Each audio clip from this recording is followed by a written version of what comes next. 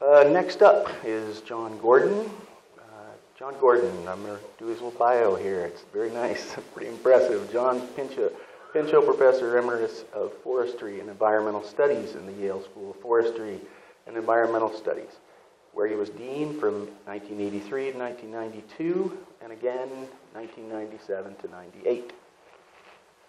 Before he was head forester, Department of Forest Science, Oregon State University, Professor of Forestry at Iowa State University, and Principal Plant Physiologist in the pioneering project in wood formation, USDA Forest Service, Rhinelander, Wisconsin. He has a Bachelor of Forest Management and a PhD, Plant Physiology and Silviculture from Iowa State University, and has been a Fulbright Scholar in Finland at the University of Helsinki and India, State Agricultural University, Bangalore. His primary expertise is the biological basis of forest productivity, the management of research, and natural resource policy and management. He has consulting experience with public and private organizations, including forest product firms, the Intertribal Timber Council, the World Bank, and the United Nations Development Program. He has authored, co-authored, and edited over 150 papers and books, including Environmental Leadership, Developing Effective Skills and Styles, and Environmental Leadership equals Essential Leadership from Yale Press. He has overseas experience in a variety of places, including India, Pakistan, China, Costa Rica, Brazil, Argentina, Finland, and Scotland. That's a lot of places to be. What depth.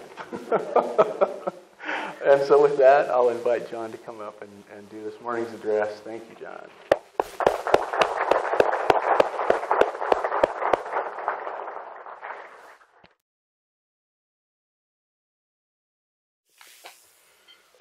Good morning. Thanks, Peter. It's a great honor to be here with this gathering of the best foresters and natural resource managers in the world, and I feel that honor intensely. Sorry about the long introduction. If you live long enough, that's what happens to you. As you probably heard me say before, old deans never die, they just lose their faculties. That's my usual saying, and I'm always glad to have somebody mention that I spent some time in Wisconsin. And what I remember from my Lake States experience is how to tell black spruce from white spruce. They told me to walk into the stand and look down. If my boots were underwater, it was black spruce. There's my wisdom on silviculture.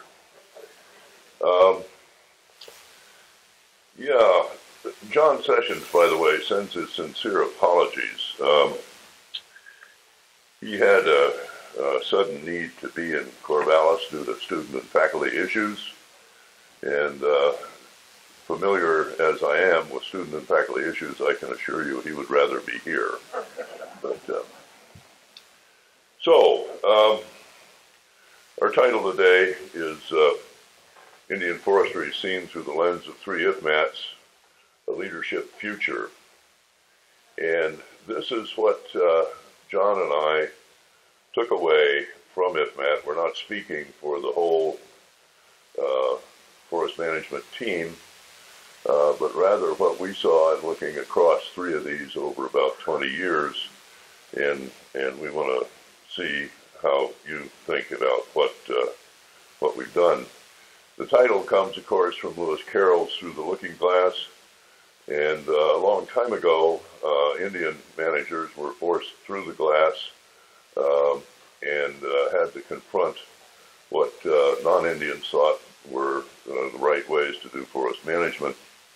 Fortunately, they were able to adapt their traditional ways to the new stuff, and out of that has come, we believe, a superior way of going about forest management. That's what we want to talk about today.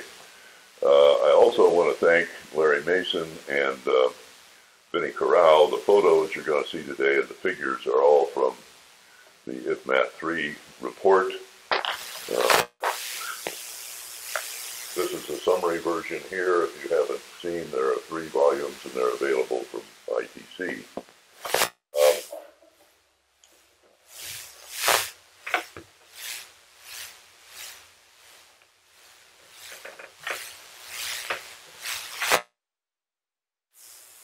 So we're going to try to look across these 3 assessments of Indian forestry, and we're going to try to come up with 4 things. One, what are the trends that we see, the large trends? How are the key attributes of Indian forestry exposed across these assessments? What are some of the challenges to an enlarged leadership role for Indian forestry?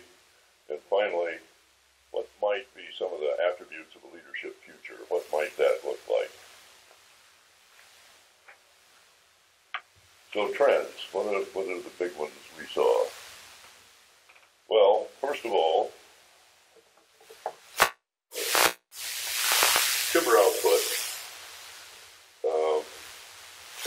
Larger land base over the 20 years with an increased emphasis on environmental service output.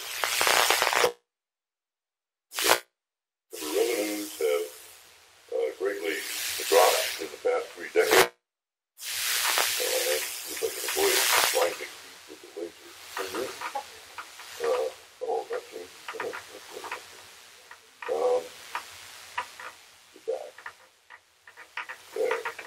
So if you, well, look at the right-hand side of that graph, in the period from about 1990 to 2011, you see that both volume and value, volume is the dark line, have dropped, and at the same time, many tribes have increased their emphasis on fish and wildlife activities, as well as on cultural subsistence and ecosystem. And this, together with the markets and the terrible recession, have brought down the value of the receipts from timberland, and this is taking independence for timber revenue for their activities. But we have to keep this in perspective. This drop has been not precipitous. It's been much less pronounced than the drop on adjacent federal lands, for example, where management based on biodiversity-driven rules have decreased production by 80%. So it's not a huge drop, but it's a significant one, and will figure in the leadership future that tribes have. Tribes are also acquiring new trust and fee lands, as you heard this morning from Brenda, and this is a significant trend that will begin to reverse the dropping revenue from timber harvest. The second big trend is management of lands are an increasing influence on the management of tribal lands, and this is especially true in terms of fire, but in many other respects, infectious disease, trespass, and other things. Tribal forests and communities continue to face serious threats because of this management or lack of it on neighboring lands, and this has created an increasing need and the capability for tribes to reach out to federal land managers to see if they can't do some things in terms of co-management. The Tribal Forest Protection Act has given some but it hasn't been widely applied or applied at all in many locations. Is that tribal natural resource management continues to increase in its capability. Cost efficient in the face. Understand it. We reckon that if at 3, to put things right, it would take 800 new positions and $100 million in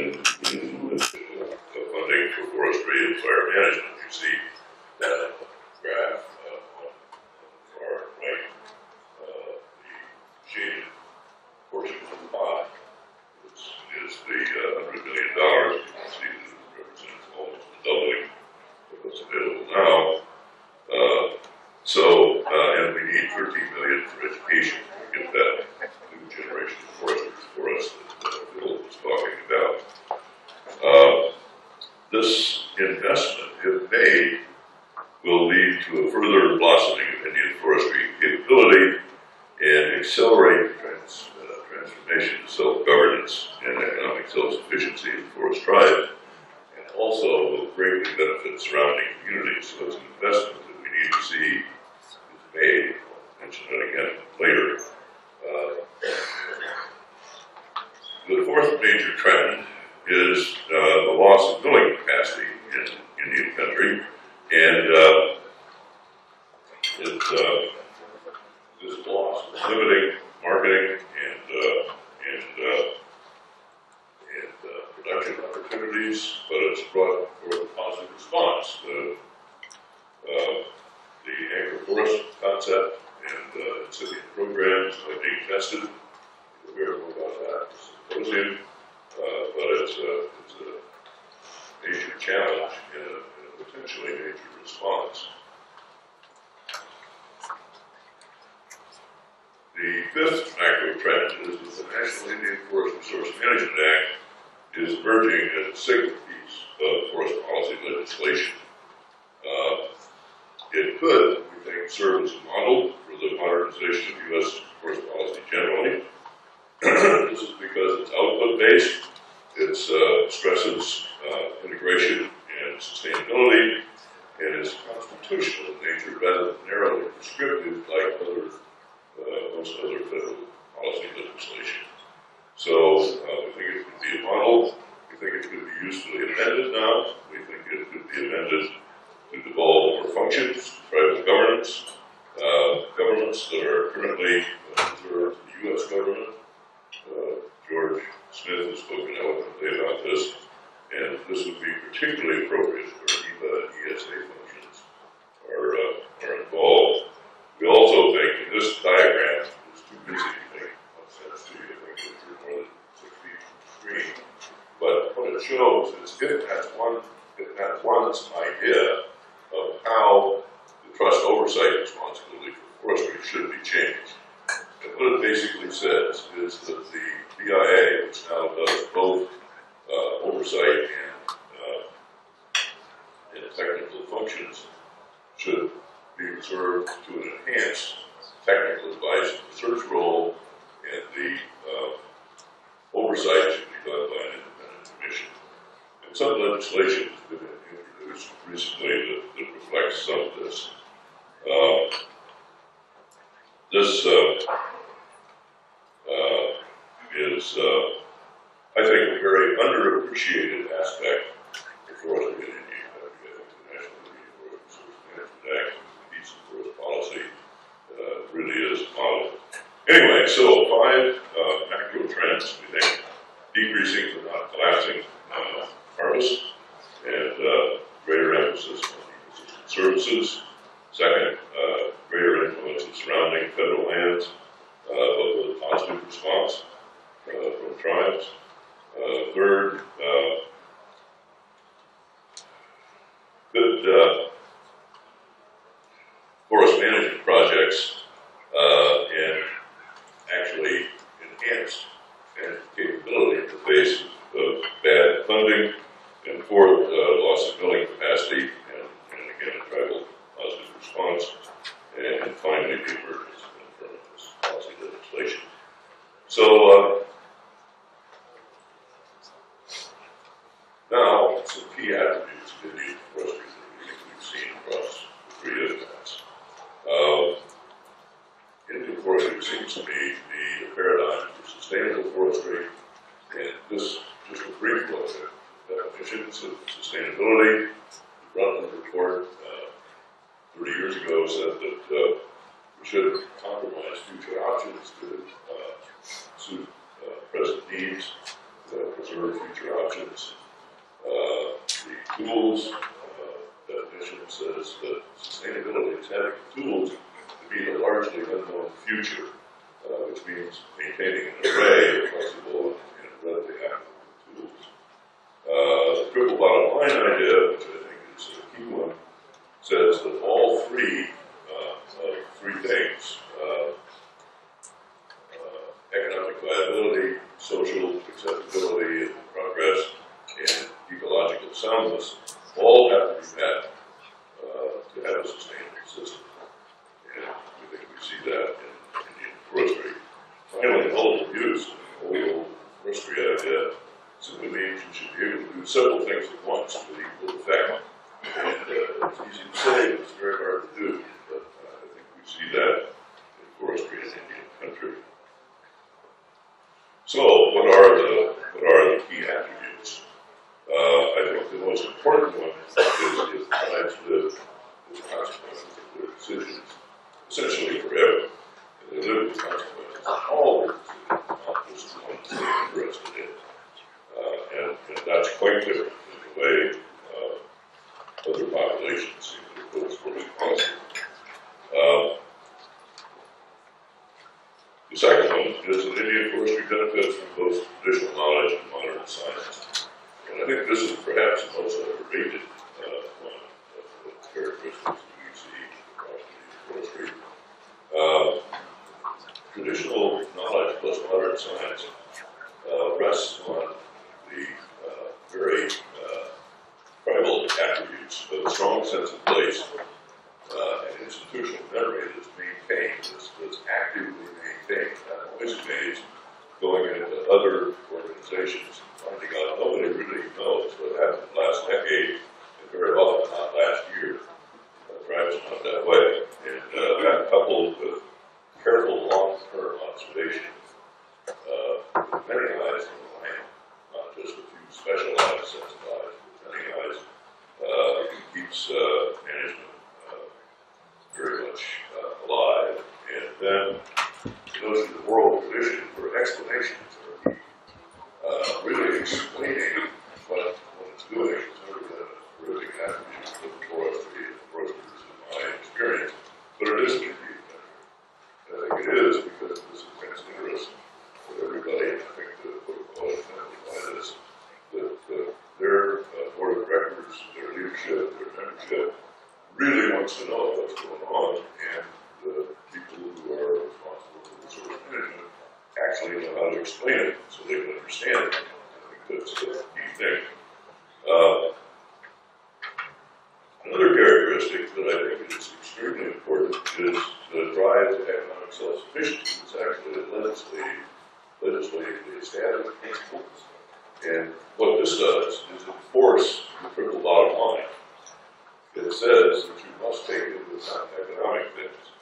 And this is quite different than often in surrounding federal forests. There, one of the three, ecological and environmental, is allowed to dominate the other two. So, for example, in order to serve endangered species, we leave rural communities hungry into the dust. And that's not good for a lot of line sustainability.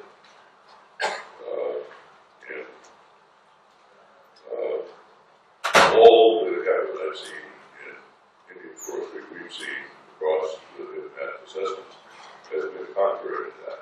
The idea is inclusiveness and meeting all three of the bottom lines.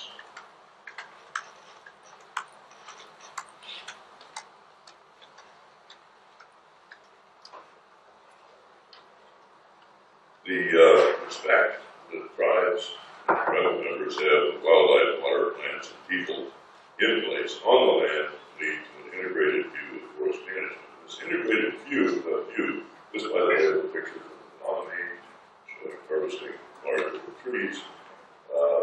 Regeneration harvest, particularly in this part of the world, among some people has become kind of a questionable concept. And again, I think I learned at forestry school a long time ago that for quite a while you don't have any little trees, and later on you don't have any big trees. And so without regeneration harvest, you're failing in our job of seeing the forest renewal is continual and effective. We also see, this is from the San Carlos Apache Juniper rehabilitation project, juniper control project, really.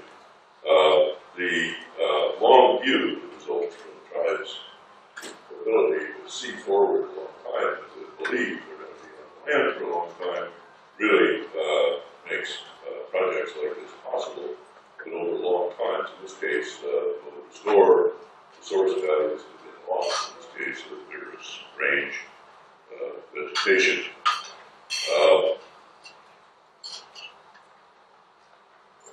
Here we see microflammable forest in Wisconsin and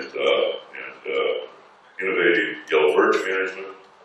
And this exemplifies that necessity is the mother of invention, scarce resources, the need of private citizens, what they want, leads to innovation in many kinds.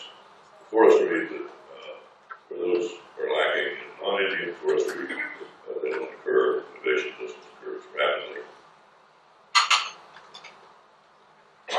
And this is from the microflammable necessity for scarce resources. Let's see. Sorry. No, that's what you get for paying attention to your notes.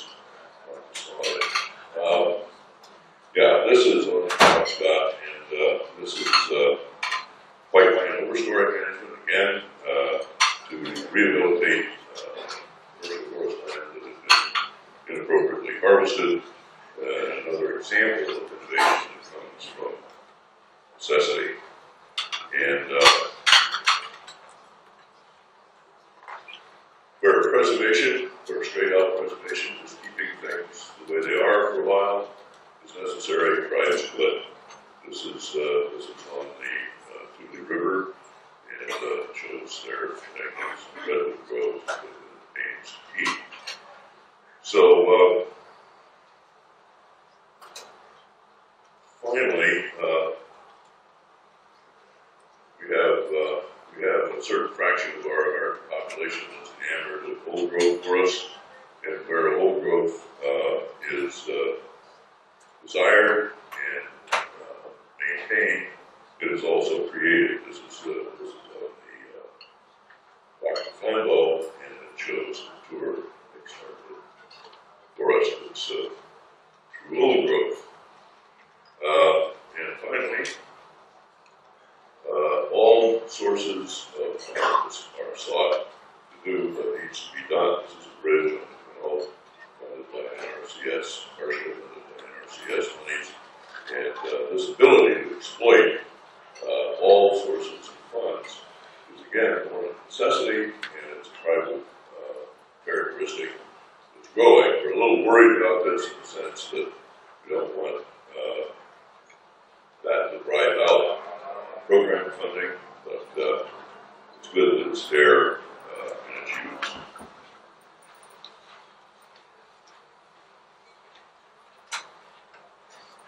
So, at 3 said, summing up, the tribes have been very successful at demonstrating the ability of proactive forest management to create and maintain a full range of cereal conditions within a landscape, including lower stands and large trees, while minimizing forest health issues through density management and creating consistent and resilient structural conditions. And, I'm no big fan in general of forest prescriptions, because all forests are different, and all objectives are different. But if you wanted a general way to think about forests, I think that's pretty good. And that's how I try to think about forests. So, what are some of the steps to realize leadership? What could happen? Well, I think restructuring trust oversight is a big one, and with it, the idea of reserve functions devolving back to tribal governments, particularly in relation to environmental compliance. Second, I think recognition of the broader potential of the tribal integrated, environmentally friendly, triple bottom line motivated management should be the subject of an intense public relations campaign. We've got to get this message out. It's there, it's good, it will benefit the country massively, and I think the ITC, DIA, and all of us should get together and make that message known. Third,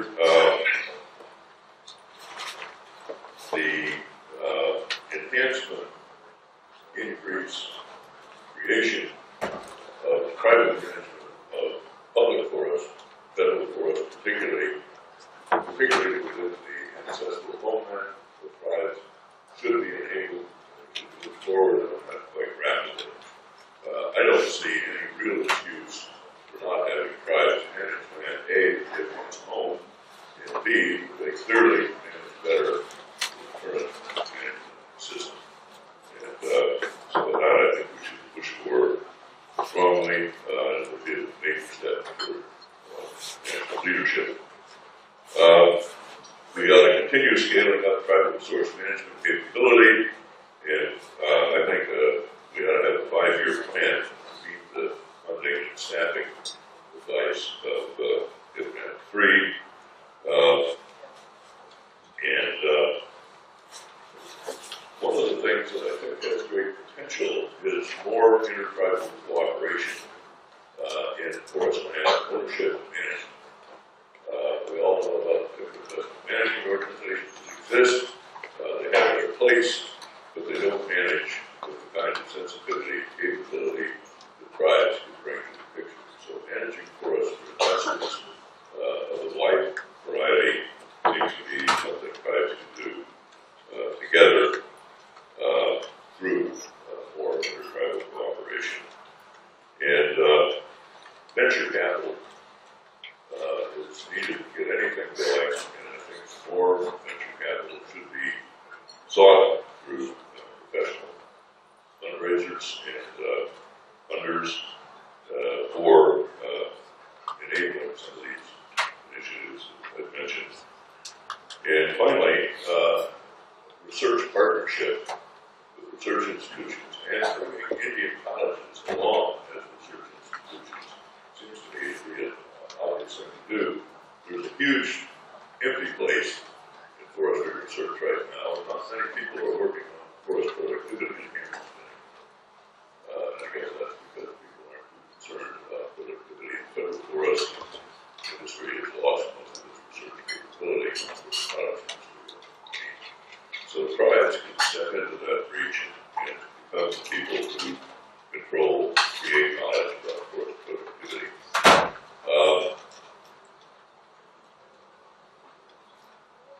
Fire makes it, I think, a time to strike. Fire has given us an opportunity to see that, to gain the public eye and to get them to see that better forest management should be pursued on a large scale. This just shows, you look at, again, the right end of the graph, the increase in fire size over the last 20 years or so. And a lot of savings could be realized if we had better fire management techniques, better fuel hazard adjustment techniques. A lot of money could be saved from fire suppression. Variation calls suppression monster eating up budgets, forestry budgets. So, what might the future look like? This is on the Warm Springs, which shows a sustainable managed forest and a hill, a powerful couple in forest management. What might the future look like? What can happen? Once we get restructuring and trust oversight, we ensure recurring funding, we improve technical assistance and cooperation. I would see a future that might contain these things. First of all, tribes manage at least a major fraction. Let's say this is 15 years from now. Tribes manage a major fraction of public forests within their ancestral homelands. There's a combined with processing capacity across Indian country as a result of anchor forests and other initiatives. Tribal keynotes, different investment management organizations exist and are expanding and are attracting investors because of their combination of sound fiscal management and environmental sensitivity. There is enhanced forest production research, both of existing universities and through enhanced research capability in colleges. Sustainable forest income management is growing and benefiting tribes and local communities. And the tribal image as consummate forest managers, natural resource managers, is clearly in front of the public. And I think the challenge is, can we work together, the tribes work together, and all those interested work together to see